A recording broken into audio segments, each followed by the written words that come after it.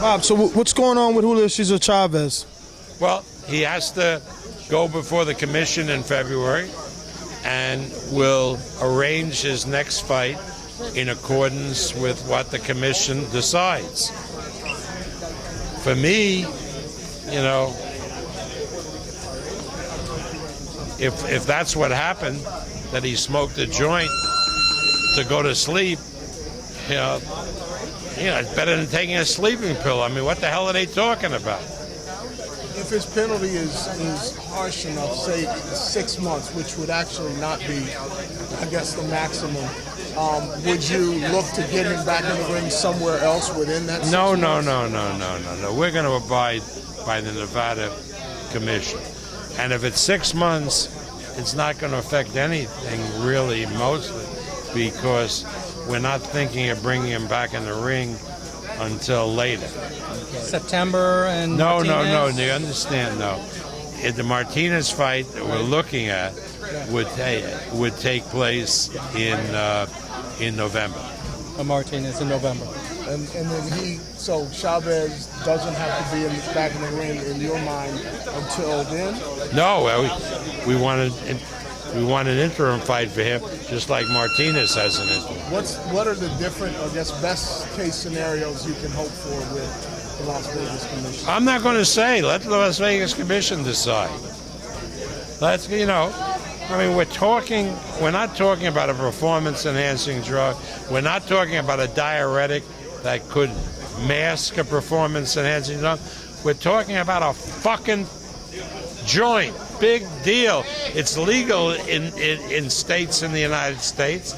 You know, like I told, like when they announced it, I said, thank God they don't test promoters.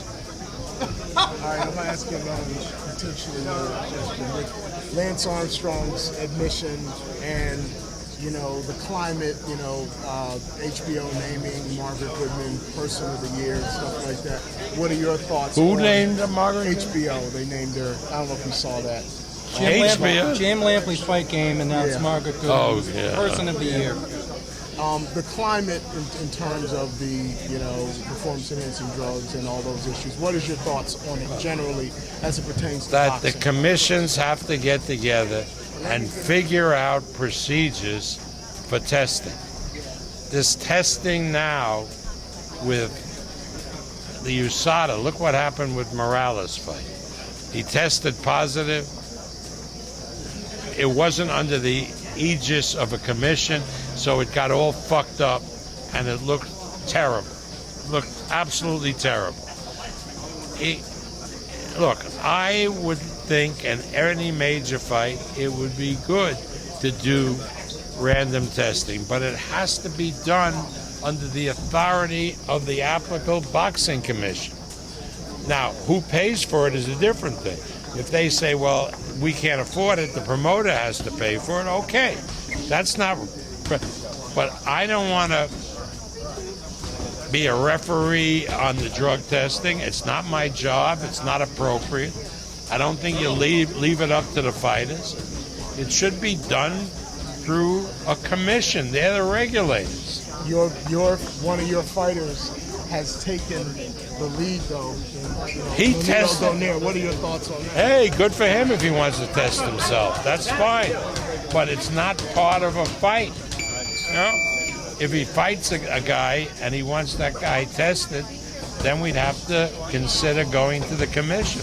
I'm not going to be responsible to say whether a test is okay, not okay, get exemptions. It's not up to me. Would you be willing, though, if they did say, okay, now it's on the promoters to pay for this? Because that could be pretty hefty.